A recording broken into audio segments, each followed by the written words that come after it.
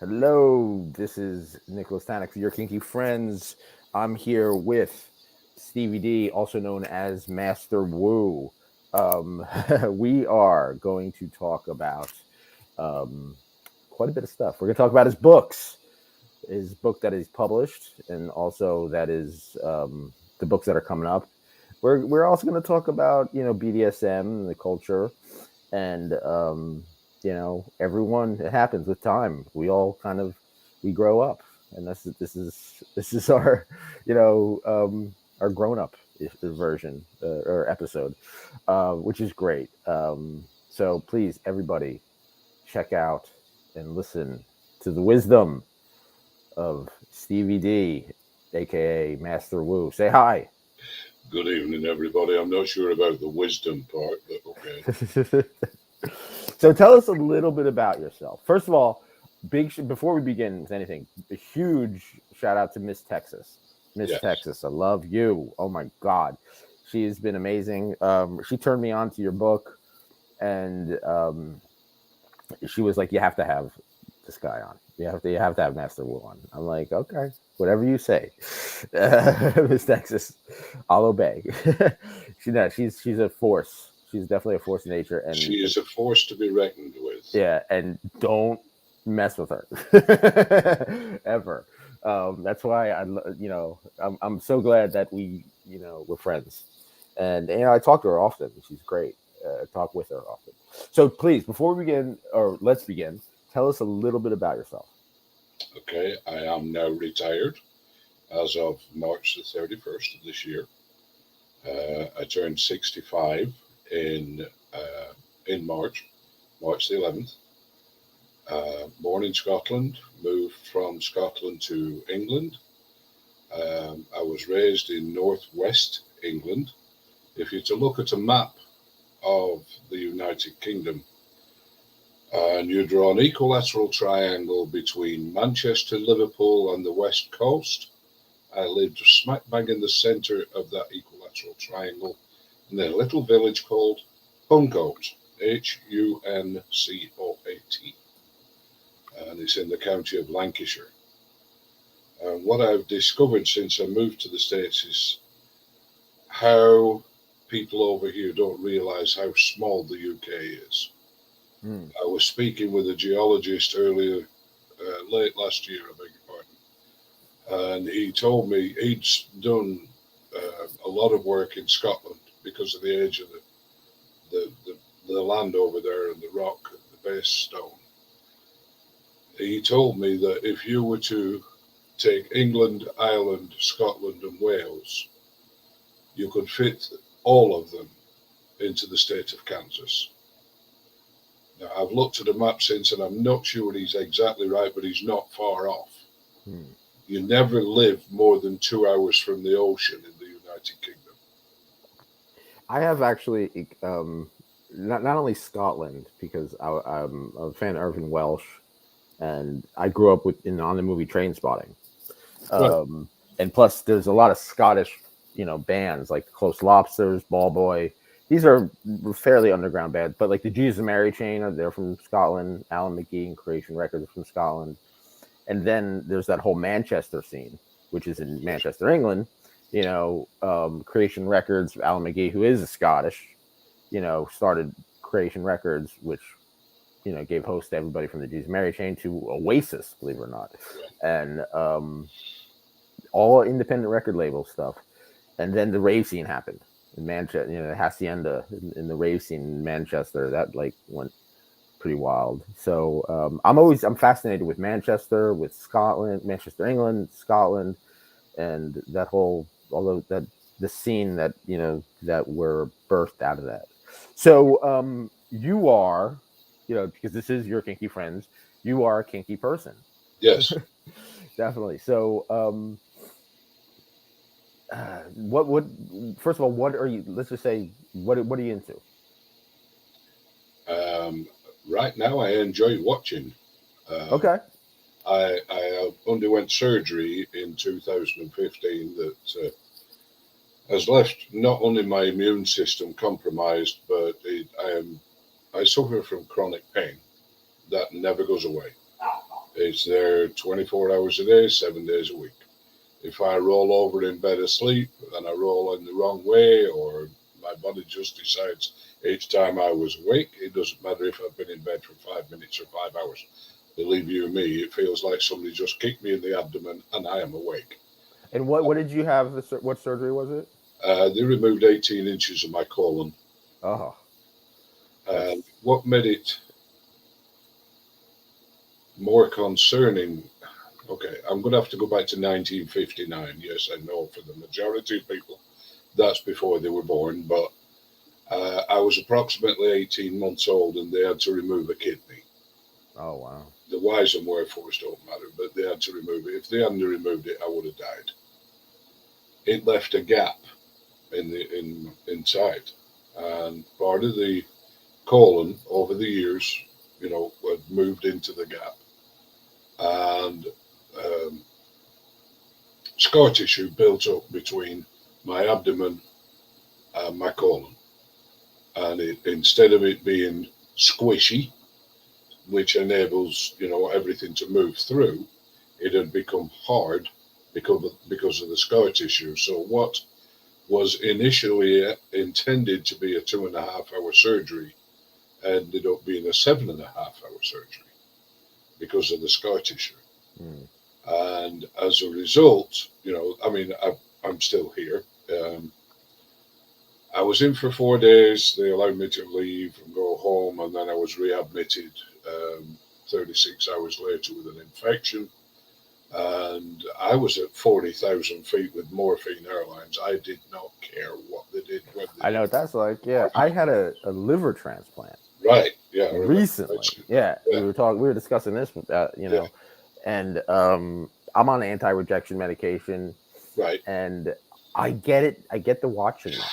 The whole voyeurism aspect of right, kink, because I've always was fascinated with kink and BDSM culture and everything like that. And it, like, especially if you're bedridden, sometimes it's just good to just sit back, lay back, and watch. You yeah. know what I mean? My It gives you problem, ideas. It makes it exercises your brain. You right. know. My biggest problem has been the last 2 years with the pandemic. Oh I God. am by nature a social person. I Hmm. enjoy being around people, whether that's colleagues at the office or my other family. And I got an email when the pandemic started from the surgeon's office telling me I needed to be extra careful during the pandemic because my immune system was compromised. I had no clue that that was the case. So the only time my wife and I would leave the house was once a week. We would go, drive down to the store and do curbside pickup for the groceries. Oh And yeah. I was going certifiably insane. I mean, I So wasn't was able to I. see anybody or anything like that. The chances of visiting a dungeon or anything like that were just completely out of the window. So, Yeah. and the long, I mean, I was working from home, which was, you know, I was not a big fan of, but at least it kept me kept me working. But the other, 16 hours a day apart from when I was asleep, I was going crazy. And my No, I wife, know what you mean, because yeah, first of all, I live in a big house, and right, it's an old Victorian house, right?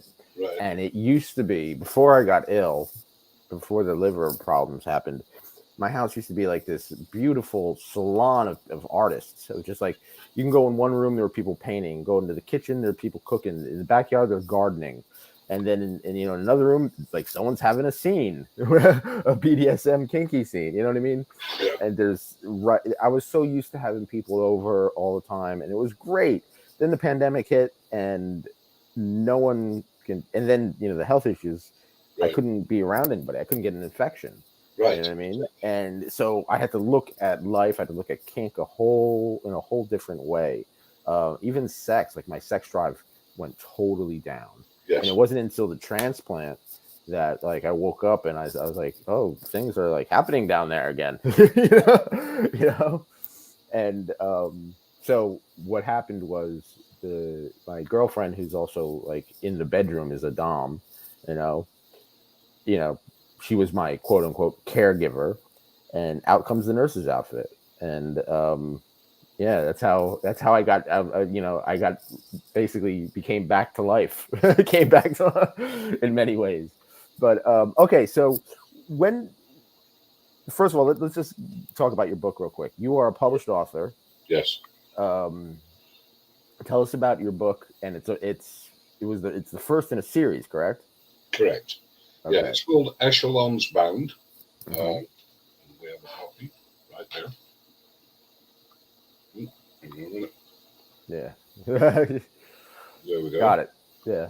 Um, I started writing basically to stop myself going crazy. My wife suggested I sit down and write a story. I've never written anything before in my life. I was an average student.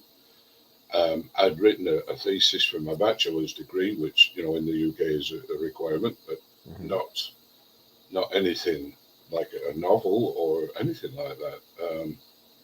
But she suggested I give it a try, and I said I don't know anything about writing a story. She said, "Well, what have you got to lose?" Okay, so I sat down at the computer, and it was like the dam burst. Um, the first book, I would say, is probably 5% personal experience, 95% fantasy. Um, the it's about a young lad from Scotland that's living in a mining village in northwest Lancashire, and he sees an ad in a regional newspaper. Again, you've got to take into consideration the size of the United Kingdom. A regional newspaper would be somewhere like Manchester, which is approximately an hour from where our gallant hero is living. Over here, that's not very far at all. Over Hmm. there, that's a long way because, like I said, you're only 2 hours from the ocean. It doesn't matter where you live. Yeah. So an hour is a long way. But anyway, he missed his bus, so he's goes to the local library. He's just flicking through a newspaper, and he sees an advert that reads, "Little girl needs daddy for spankings," and he thinks to himself, "I can do that." So he writes to her, not expecting a reply. And surprisingly enough, he got a reply. They wrote back and forth for about, I think, 6 weeks. They agreed to meet, and they spend the day together. And nothing happens on the first date. It's just a getting to know you date. And they go out for dinner, and they get a cab back to the bus station because he doesn't have a car at the moment. And he says, "Would you like to? Can I see you again in a couple of weeks?" And she said, "Yes." So she agreed. They meet up. He rides the bus again back to Manchester 2 weeks later, and they've kept in touch. Writing letters, not email. They were writing letters back and forth about how they would do the deed, and This is all leading up to spanking. it gets to be more than that. Oh, I imagine. Yeah. I don't want to ruin it anybody for the readers. Right. And they get together on the second day. She takes him back to her place, and he's a working class hero. Blue collar, working class, proud of it, has absolutely no delusions whatsoever about where he stands in, you know, the echelons of society. He has no pretensions to be anything other than what he is. Hmm. And she comes from a totally different um, level of society. I mean, she went to a boarding school from the age of 3 to 18. She would go on a hunt on a weekend because that's what one does when he's part of the higher echelon of society, darling. And she could literally have whatever she wanted. Money was no object. She was an equestrian. She rode in the equestrian weekends. She rode for the Olympic team for Great Britain in the Olympics. I mean, this young lady has it all. She'd never been with a man. And when they got back to her place, they're all for it. They're ready and rampant and ready to go. And he's looking around and he's saying, "This is just, wow. I'm not used to this." And they go back and forth. And she said, "Well, if it's too much, you know where the door is." I've been in situations like that. Have you dated someone like class wise who was like way, way Oh, higher than you? yes. Yeah. Well, when I was in school before I came to live in the United States, I used to drive a cab, and I'd have classes during the morning, played golf in the afternoon, and I drove a minibus for a cab company in the evening.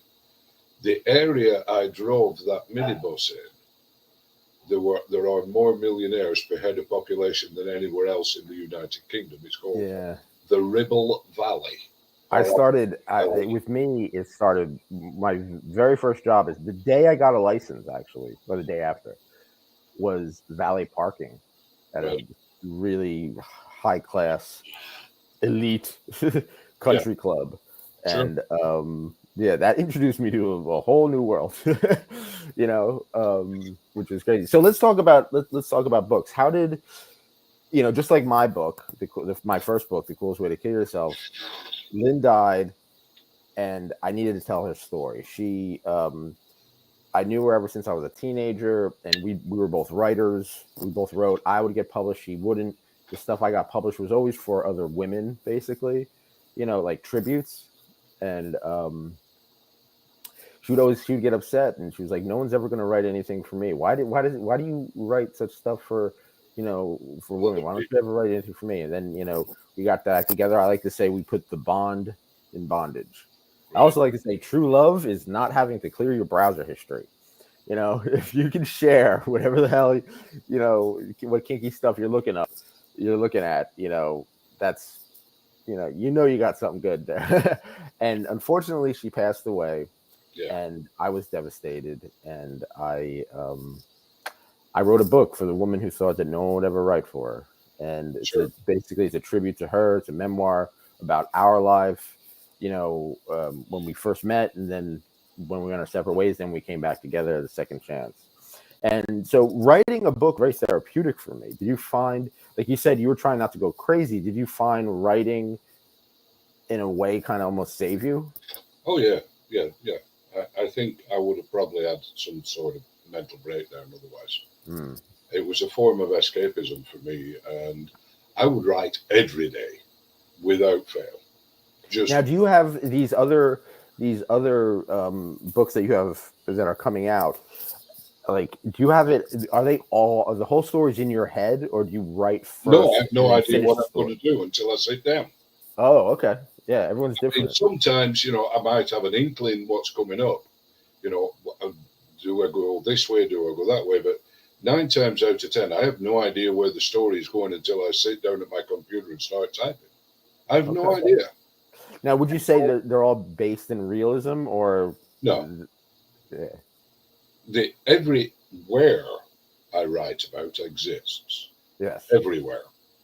There isn't one place in, I don't know how many books it's going to be. I think I'm probably on book 11 or 12 at the moment because the story continues. Um, but everywhere, be it the Isle of Skye in Scotland or Aberdeen or a hotel in Edinburgh, Scotland, or Ancoats, where the mill is, I mean, on the front of the book, you can see here, there is a mill in the background. Those mills actually exist in a place called Ancoats, Manchester. Ancoats. It was a big weaving area, weaving and spinning. And I used to work near those. And at the time, I was working for selling advertising space. And I went to a gymnasium, a gym at lunchtime. And I thought these would be ideal made into apartments. And that's what the smart money has done since then. They've actually bought these mills and made them into apartments. So that's where that aspect of the story goes. But, there's parts of Lancashire where, the family go on a ride out on a Sunday afternoon. There's parts of Kansas City where they go to when they're on vacation. Yeah, And you're in then, Kansas now, right? yes, I mean, which Yeah. Park City, Kansas, it's just a few miles north of Wichita. Okay, so now let's talk about when it comes. The book is, you know, there's kinky aspects to it. Oh, It's yeah. not like it's not straight up. Just like my book, although there's kinky sex is important to it, and kink and BDSM culture is important to it. It's not the be all end all of the book. There's No, there's a my there's a publisher tells me it's a kinky love story. Okay, yeah, that's what my publisher told me, this is that goes on to my next subject. Um, so they marketed me as a romance. It's not a romance novel. It's a love story though. It's definitely a true 100% true love story, and but it's marketed in as a romance. And this was right when 50 Shades of Grey was getting really popular, like I'm like crazy popular, and all of these indie authors started kind of climbing the bandwagon and trying to like just it was obviously a cash grab of just them Right. trying to make money, stuff like that. And someone who's in the BDSM culture, if you notice, most of the people, I'll ask your opinion of 50 Shades of Grey, just in one word. Do you like it or not? No. Yeah, neither do I think it's horrible. And everybody I know in the BDSM culture thinks It, it's a misrepresentation of the culture. it's unrealistic. Yes. Every aspect of playtime, let's use that phrase, in that book, I have experienced. Every single one of them. My first party, I was 19 years old. So Okay. don't get me wrong. I am not saying I know it all. I'd be the first person to tell you I don't. Well, we're always evolving. Well, I would hope so. Yeah. But having said that, I've seen a lot of different aspects of what is classed, the lifestyle. Yeah. The last 13 years, I mean, I always wanted to be involved. I always wanted to help. That's just the way I am. It's the way I was raised. If you see somebody that needs help, you go and help them. Mhm. Simple as that. You know. Yeah. I feel the same way. You need something, I'll be there. You ask me to help you, I'm first in line. You tell me you have to do something, you can kiss my hairy armpit. But like I said, everywhere in the book exists. Every scene within the book. If I've not done it, I've seen it. And Yeah. when you've been involved and around kinky people for 46 years, you've seen a few. Some of them better than others. Definitely. But when I met Vicky, my wife, I moved down to Park City from Kansas City. And I was introduced to what's classified as the leather lifestyle, and something clicked. I couldn't tell you what the click was. I don't know what the thing was that made it different, but there was certainly something. It was different enough to make me feel like I'm home amongst these people. Yeah. That's what's interesting about leather families, because that's what it is. It's a family, and Yes, just like a family. Of course, there's ups and downs, but like you feel at home yes, it's a when you're with trust them. family. You know what I mean? And that's one of the beautiful aspects I love about the BDSM culture. Especially like the leather families. Yes, They just like you. They like if someone needs help, like they'll help. If someone needs advice, they'll give advice. right, If they order you to do it, then they can kiss your hairy armpit. right. And I mean, I started writing this, and like I said, I was writing a minimum of 4 hours a day, Mm. a minimum.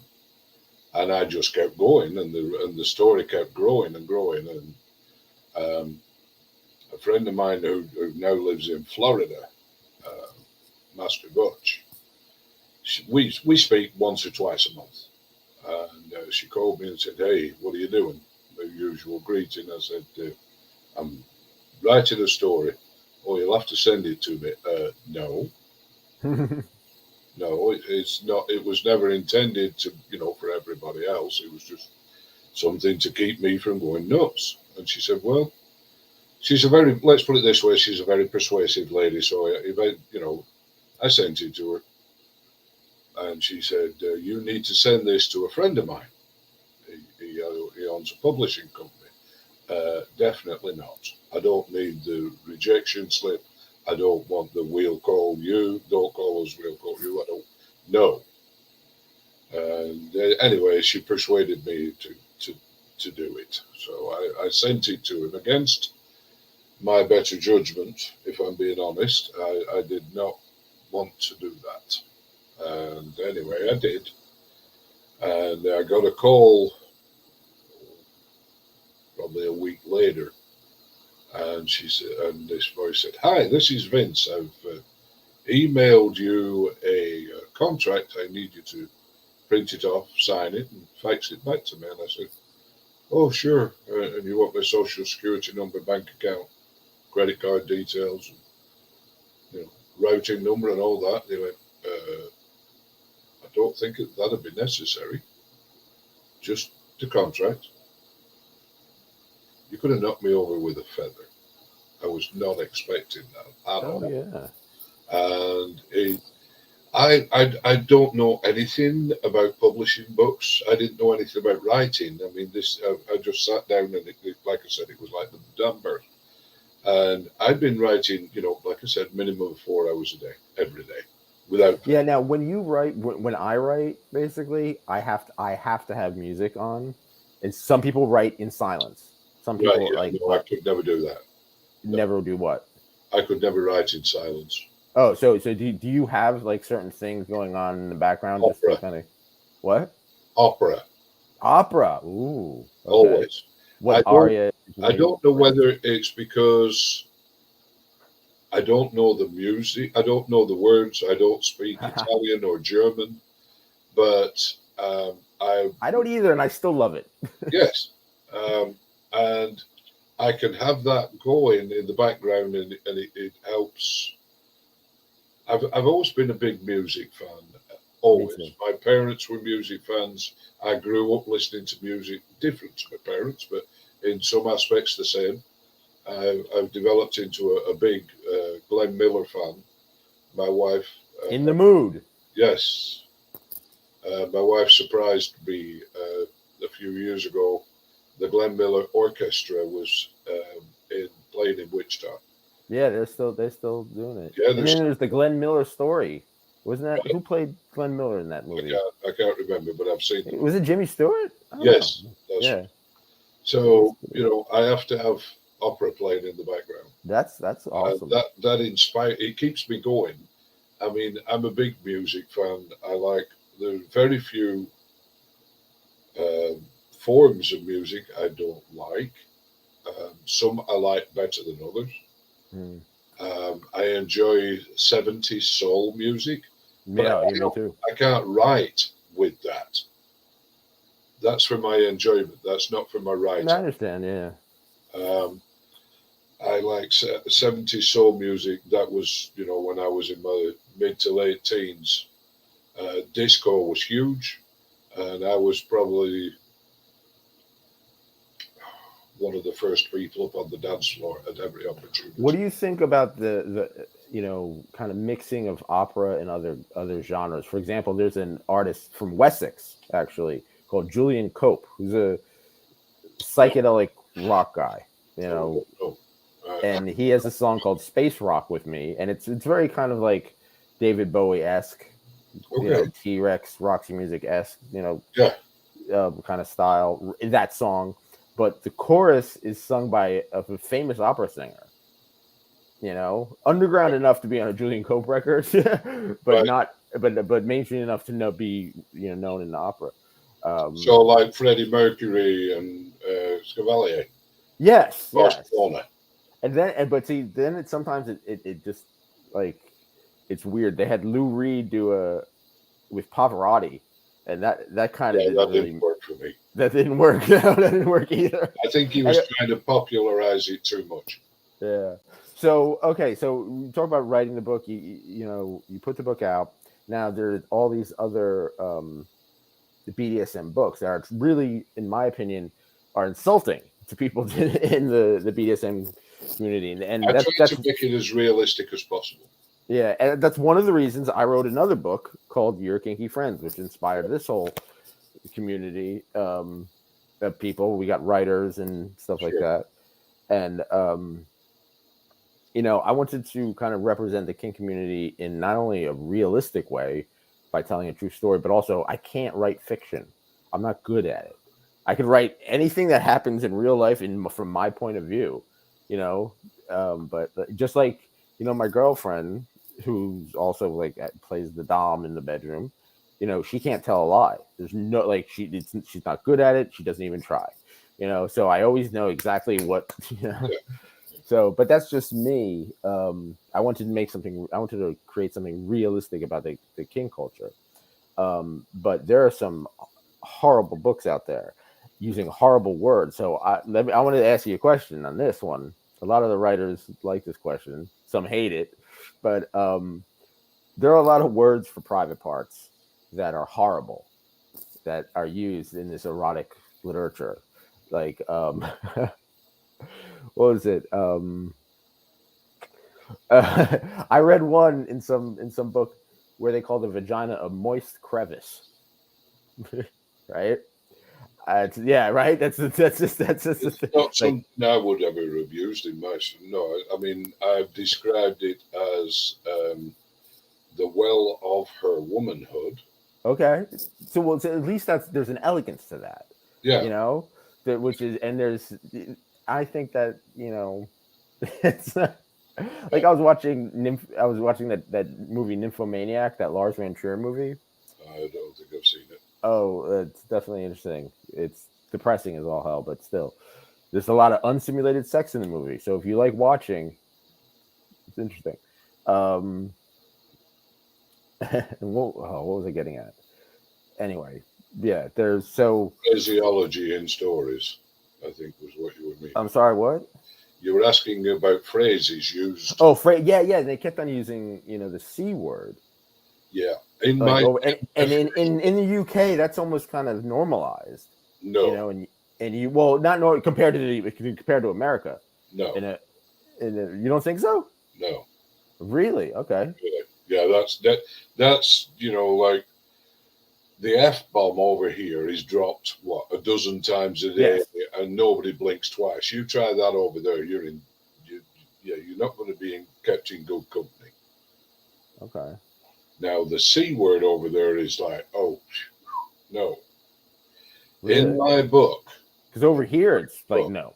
in the first book, the main female character is told in no uncertain terms, you do not use that word around me, young lady. Ah. And on every now and then she slips up, but she is punished and quite severely for the use of that word. Because I know a lot of people who hate that word. Yes, Absolutely hate that word, and out of respect, I would never use that word. no, And I don't either. That's why I made such a point of it in the book. but there are people out there who kind of like who want to re-own it and No, or own it and they make can own it. I don't care. It's not something it. like I didn't enjoy using it, but I wanted to make the point in the story. Okay. And but the reason I brought it up because there's a lot of people from the UK that I know who use that word very freely. Um, but Maybe younger people. I mean, yeah. Oh yes, that really makes a difference. you And know, make I a want big to talk about difference. that too. Um, so we're we're getting through. We're getting, we're not in our 20s anymore. Let's put it that way. That's for sure. And you've been in the scene for a while, and so how would you say it has changed for the better or worse?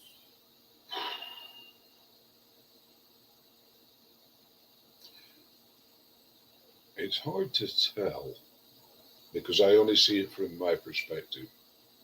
It's hard to say whether it's improved or in some aspects it's become more acceptable in the general community, but in a lot of ways it hasn't. And that has been driven home really hard just this week for me. My leather family, or the leather family I belong to, is called the Bloodline Leather Family. And we, uh, pre pandemic, had an annual event called the Leather Intensive.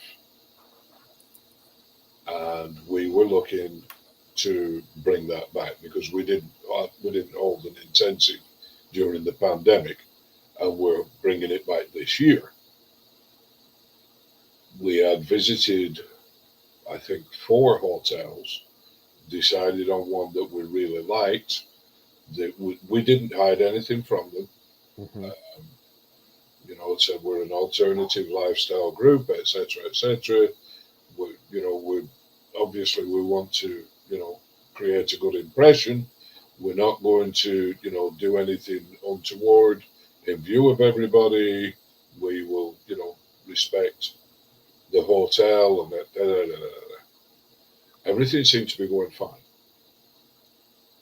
This is a hotel where there's obviously a lot of the money been spent on it. Just recently, they're still in the process. And then we got an email saying, basically, we don't want to be seen as the hotel where that happens. And that was emphasized. So I Yeah. was thinking that we were becoming more accepted. And that was driven home quite emphatically by this lady. I know how you feel. I feel the same way just about like what's going on the planet and what's going on in the country. Like you once you feel that like, oh, things are progressing, Yeah, you then there's always some jerk who ruins the party. And when I say that, those are people who certain right. political groups that ruin the party, or religious groups or something like that. And oh, we haven't progressed that much. We've progressed a little bit, and that's good. And but there's we're still on the road, I think, basically. people have become more accepting in general, but I still think we have got a long way to go. I mean, Yes, I feel the same way. if you go on any website that's affiliated with what it is that we do, and I mean there's Fat Life, of course, and you go on there and there's such and such a body's a member of a leather family, such and such a body's a member of a leather family. When I found the leather family in 2007, that was the only one I knew of in the whole state of Kansas. And now it seems to have become the in thing. Hmm. There are a lot more of them. Now, I'm not saying that's a bad thing, but I wonder if it has taken something away from it by Definitely. becoming too popular. It's become the in thing rather than the exclusivity of it that set it apart from the general BDSM community. Oh, definitely, definitely. Because Now the let's get back to watching. yeah, All it was, right. The It's weird because I love to watch myself, and even when it's not live in front of me, there's the whole World Wide Web, there's the internet, and there's television, there's media and stuff like that. So let's say you're at a space and it's huge, and there's almost anything you could, any kind of kink or scene that you could think of. What is the thing that kind of does it for you, that, or a thing that would really truly I interest enjoy you? knife play. Knife play. Yeah. What is it about knife play? Is it the danger of it, or is it Yeah, just the edge. some people just like the look of it? Well, the way I do it is somewhat different. It's been referred to as predicament bondage, but there are Okay. no ropes involved. So can you expand on that?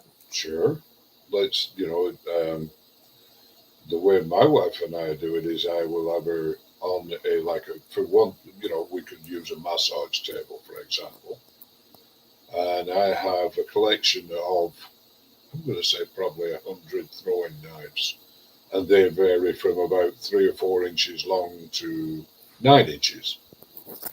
And then I will, one at a time, I will have somebody, to work with me on this, and I will make my way around her, and I will place the knives on an angle so they're leaning into her body. Now that she's naked, that can be, from her chest to her breast. It can be one, between each side of her inner thighs, all the way from her ankles up to here. And every time she breathes, of course, she feels the point of every one of those knives. And then you get the vibrator out and put it in the special spot and watch her scream and not move while she orgasms. The special spot. Now, how do you with knife play? How do you keep it safe? No Because one, keep in mind, everybody, that this is consensual. no This one is do. consensual play between two adults. Yes. You know, um, You've got to be aware of your partner. If you are new to knife play, I would say take it very slowly. Don't try and rush it because you don't want to be making a trip to the emergency room. I would suggest go on eBay or find yourself, like the Third Planet store. They sell throwing knives, daggers,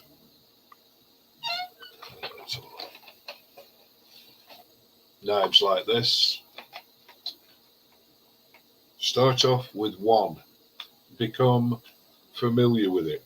How sharp is it? Are you going to cut yourself? Are you going to cut your beloved? I mean, just something like that. I would use that for removing wax, but I'd never use it in the predicament bondage that we do. that this is weird because look, I have a knife Yeah, too. there you go. Yeah, This is a chef knife. right. Because of my liver problems, I had to learn how to cook like real healthy food these Sure, days. sure, So like, a fan sent me this. This is a chef knife, right. and Well, my yeah, no, it's a knives, sexy ass knife. yeah, Why are knives sexy? because they're forbidden. Ah, interesting. All of my knives are actually kept in a chef's roll. So they're kept clean. They're kept clean. I clean them with, Clorox wipes. If I had one of those, what do they call the machines in the hospitals where you can sterilize things? I forget what they're called. I used to know what they were called, but anyway. But I was talking to a friend of mine who is a general practitioner, primary care physician, some years ago, and I was told Clorox wipes are the best you're going to get unless you have got the machine where you can put them in and it basically cleaned with steam. I don't have one of those. Hmm. But Interesting. I was told Clorox wipes are the best thing that you're going to get apart from the thing that they use in hospitals. Now, who introduced you to knife play? You or your partner? Like I'm sorry, not introduced you in general, because I'm sure just Right. being in the kink community, it comes in your path sometimes. But like as a partner to that you trust and know that they know you, you know them. Like who brought it up? Me, Okay. me. When I first came to the United States, and I'd played with knives in the UK, 20, 30, what, 40, probably 35 years ago, I saw somebody just, scraping wax off somebody with a knife. And I thought, that looks cool. I'd like to do that. And it kind of progressed from there. Um, But when I moved over here to the States, I thought it might not be a bad idea to sell off the ones I got over there and buy new ones when I got here because I didn't want to get pulled coming through customs with, I know TSA, right, yeah. I mean, it was before then. I mean, this was, but still, it's yeah, still it's like someone traveling with tons of knives. yeah. But You I know, have a pair of floggers that I have had for over 40 years. They're retired now. They hang on I have a modern-ish four-poster bed, and they hang on the posts because the thongs started flying off in random um, directions. So they are now retired. But yeah, that the knives was what I think I saw knife play at the first party I ever attended, and that would have been 1976. And I've kind of embraced that and I've moved forward with it. But you know what I do, what we do together is that's only come with a lot of experience. I wouldn't recommend it for anybody. Start off with one and make sure it's not too sharp. None of my knives are sharp. None of them. They have a sharp point, yeah, but the actual, I mean, this one, that I held up a minute ago, it has a nice point on it, and it's ideal for removing wax because wrong way. There we go. That is not sharp at all. yeah, because they're start against someone's skin, and then you got to worry about blood Right. and all that stuff. Yeah. So, um, Yeah. okay, so let's Yeah. get back to the books. Who would there's so many books about BDSM or wants to be about the BDSM culture. A lot of them are just cashing in, trying to make some money. Then there's people like you who actually like enjoy and want to tell stories, Yeah. and it's like the sex is in there because literally it's a part of your life, Sure. a very important part of your life. Yeah. And, but it's not like the be all end all, of it. Like, that's what I like to think. Even this, even what I do, just because a lot of the topic is sex, it's still about personalities and connecting with Sure. people, Yeah. stuff like that. So Yeah. that's what art does. So what are some other books that you would recommend that have anything, even if it's just like a sprinkle of it, anything to do or any kind of representation of BDSM culture? And this Urban, could be like manuals too. This could be, it doesn't have to necessarily be fiction. It could be nonfiction, whatever. What comes to mind? Urban Aboriginals by Jeffrey Maines. It talks about the leather lifestyle in the 70s and 80s. And Leather Folk by Mark Thompson. Those are my two go-to books. Okay. Always those two. And there is a lady in Canada, and I'm trying to think of her name right now. Zanin is her last name, Zanin. Saying that lady's a prolific writer is like saying the Pacific Ocean has water in it. Yeah. And she does a website. I believe it's called Sex Geek. I don't want to lose I don't want to lose this on my computer, so otherwise I'd look it up. But I believe it's called Sex Geek. Is her webpage, and there is on one of her pages with regards to leadership. She lists probably a dozen books, and there's also a couple of PhD theses that you can download from her webpage. But the two books, my two favorite books, are Leatherfolk by Mark Thompson and Urban Aboriginals by Jeffrey Maines. And they reach me where other authors don't. Uh, Interesting. Okay, so rapid fire recommendations. They don't have to be BDSM related. Okay, you already recommended some books, and that was one of them. But that leads me into recommendations. Recommend a film. Star Wars. Okay, the original, right? Yes. Yes. What's Yes. your opinion on the sequels or the Uh, prequels? Sorry, they're okay. They're okay. I I once they sold to enjoyed. Disney, I I got enjoyed over. Rogue One. I Yeah, thought Rogue it One was was cool. exceptional. Yeah. Um, I mean, they're not bad. I've watched them all 2 or 3 times. I'm not against them. Yeah. I enjoyed the story. Favorite author, I would say, that's not BDSM would be Louis L'Amour. Okay. Okay. Louis L'Amour, yeah. Everywhere, and I got the aspect of my book from Louis L'Amour because everywhere he writes about exists. Everywhere he Yeah. wrote about, I beg your pardon, because he passed it. I believe it was 1968. I could be wrong on the year. Okay. But everywhere that Louis L'Amour writes about exists. Every mountain, every valley, every canyon, every butte, you name it. Okay. Recommend a song. A song, Yeah. I Will Survive, Gloria Gaynor. It's a good song. One thing, I mean, whenever I DJ'd, like especially like house parties, Yeah, if just because now two turntables are just like are in houses these days all the time. sure. At least the houses I go to, it seems. And but I Will Survive by Gloria Gaynor that got everybody on the floor. It's like guaranteed Oh yeah, to get everybody that dancing. was my that was that was my era. Well, not only that, but It's my lyrically, it's an empowering song.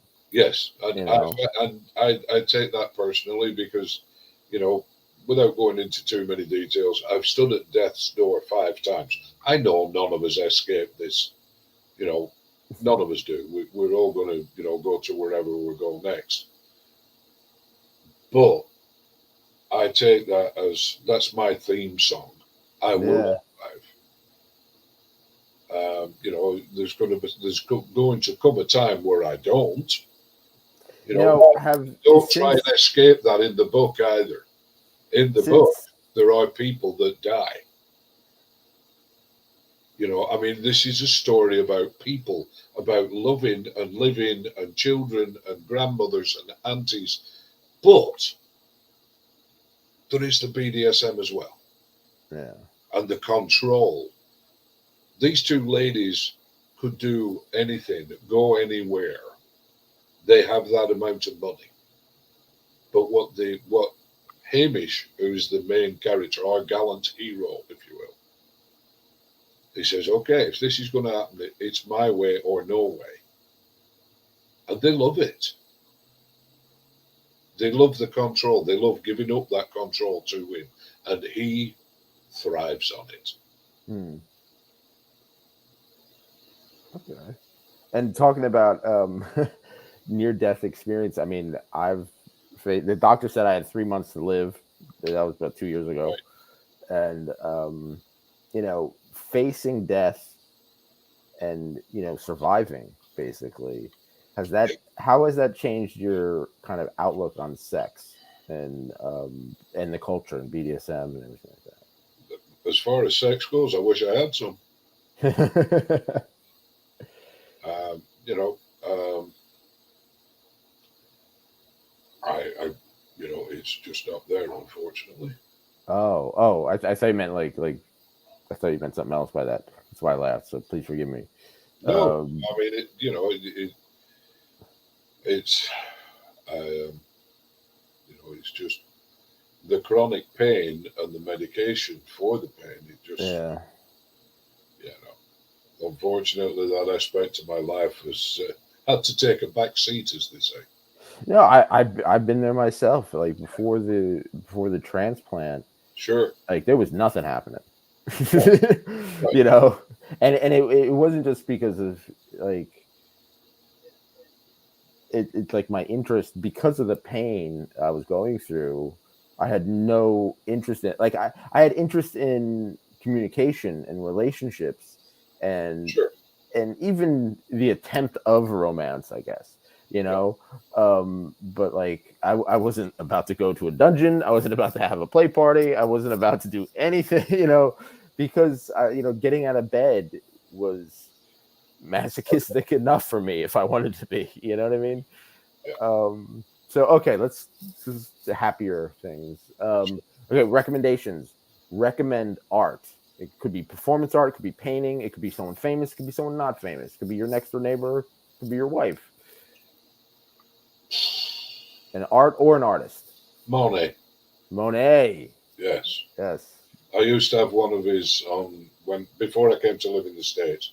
Mm-hmm. I picked it up in a second hand. It was, I mean, it wasn't new when it came to me. It was just a print, and I thought, wow, I like that, and I took it home and I put it on the wall. And then when I moved over here, I think I sold it back to the second hand store for the same amount as I paid for it because I got it framed.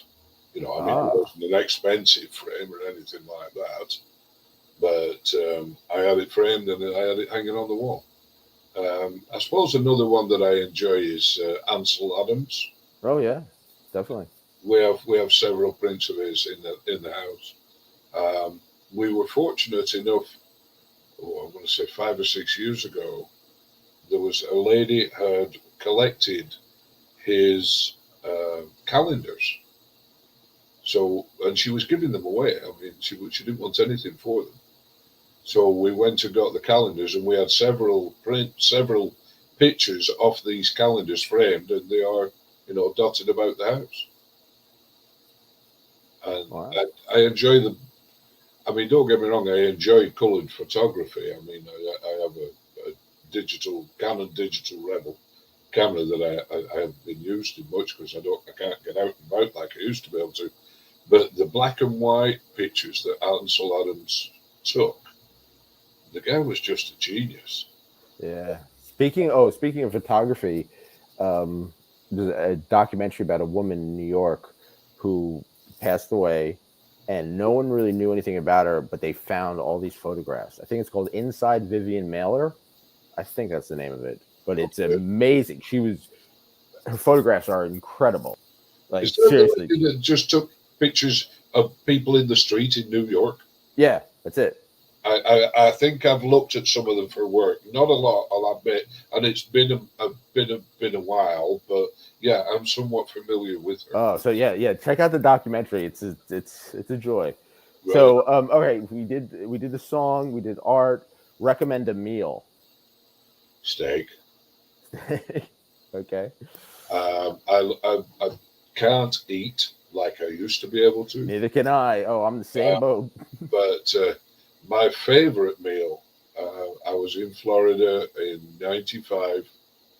I come over on vacation. I don't know whether they're still there now, but there used to be a chain of steak restaurants. We'd seen them dotted about because we did the Disney thing. Then we went over to Tampa, and I went scuba diving. And as we were coming back, we see these every now and then. They're called the Golden Calf, and there was one not far from where we were staying. So I thought that's where we're going.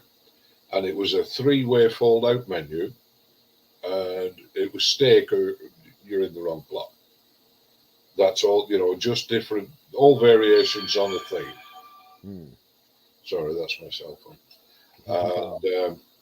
And the center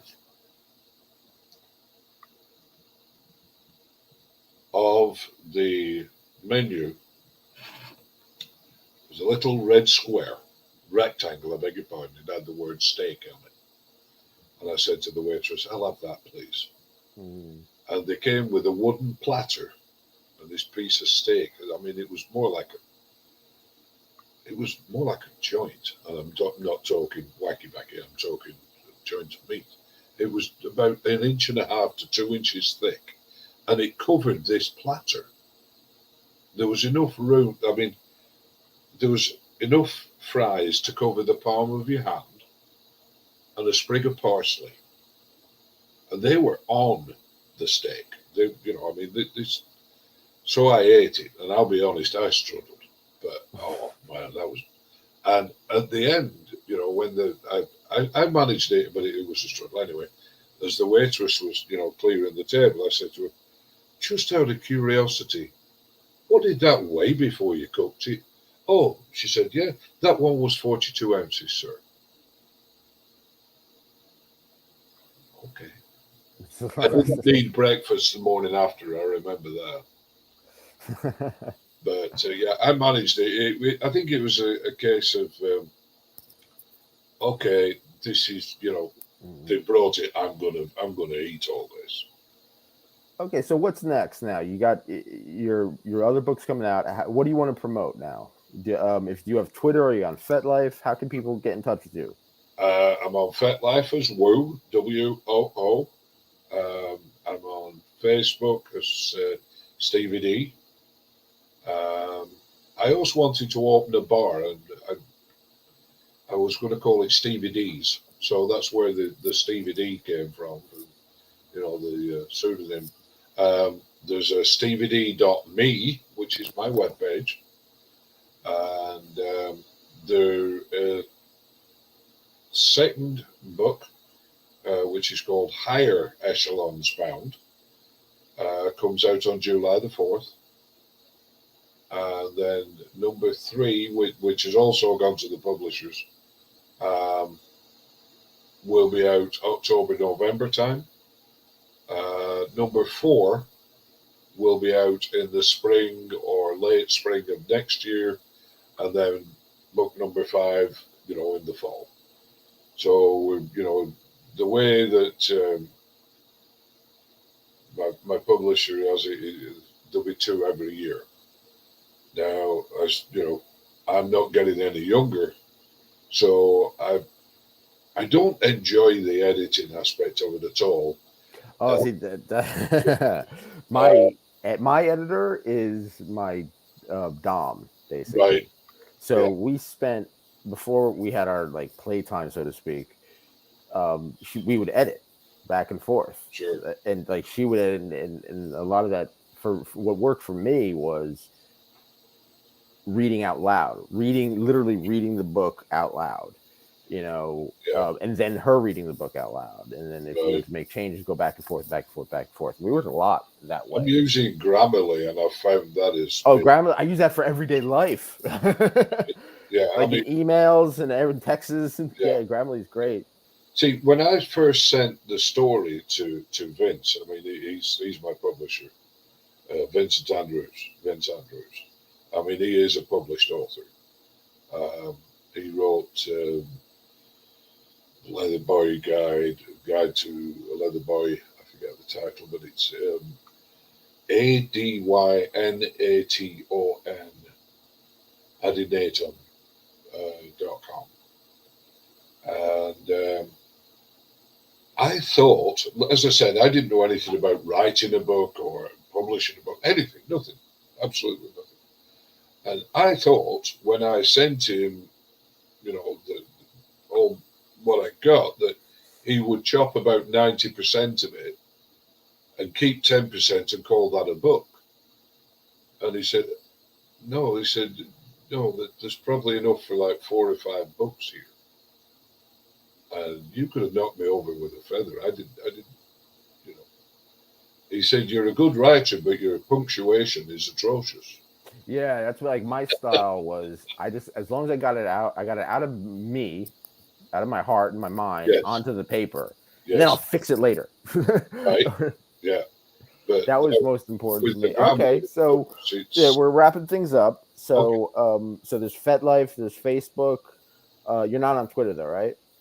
No, No. Okay. I'm, But yeah, I'm I trying to mean, work out how all that works. You I've kind of got Facebook. I've got an issue with that. I don't know why, but if I backspace something on, if I misspell something and I backspace on Facebook, it jumps off the page. The page jumps up to where I was before, and I have no idea why. is that on your phone or on the computer? On the computer, That is odd. yeah. I mean, it doesn't do it on my wife's computer, but it does it on mine. But anyway, yeah, the Yeah, grammar. that's probably a hardware issue.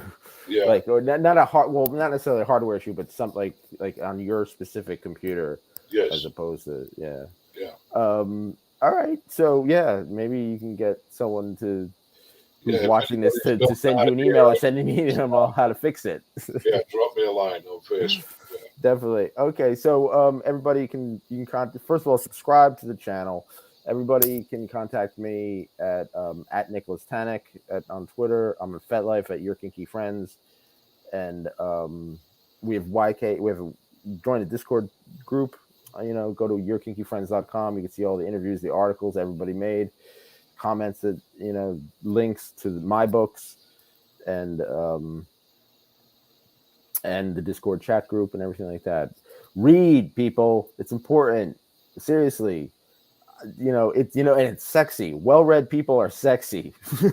I'm saying it right now. Yeah. What do you think the librarian fetish is so popular? Right. Right? I had my fun. I had a lot of fun in the libraries. It made school so much better. Um, yeah, everybody, I gotta go. My dom is calling me. Remember the cardinal rule, everybody. Be cool, be kind, keep an open mind. Take care. Thanks, Nicholas. Take care.